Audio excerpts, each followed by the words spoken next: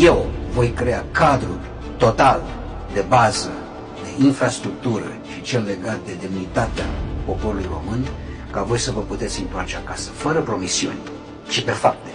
Deci nu suntem la capitolul de a oferi bani, așa cum am auzit cu mare nonșalanță spusă de foștii deținători de putere, că vă dăm bani ca să veniți. Pentru ce să veniți? Unde să veniți când infrastructura nu este deloc reglată, când nu este nimic făcut pentru ca noi să ne desfășurăm viața cu demnitate?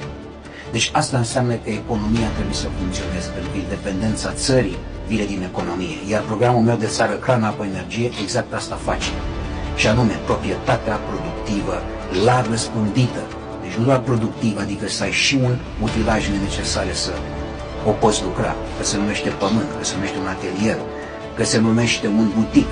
Indiferent ce ai, important este că trebuie să fii independent, trebuie să fii categoric independent, financiar și economic, și să fii sigur pe mijloacele de producție și pe beneficiile pe care munca ta și locul tău ți-l oferă ție ca venit, ție și familiei tale. Aparte de faptul că dezvolți economia locală, aparte de faptul că te ai în vedere ce va fi mai bine pentru copiii tăi, ai unde să-i duci la o școală, pentru că este esențial. Orice mamă, nu mai vorbesc de toată familia, evident, orice mamă, în primul rând, are nevoie de securitatea școlii, să știe unde merge copilul ei, să știe că mănâncă sănătos, nu mâncare de la supermarket, ci hrană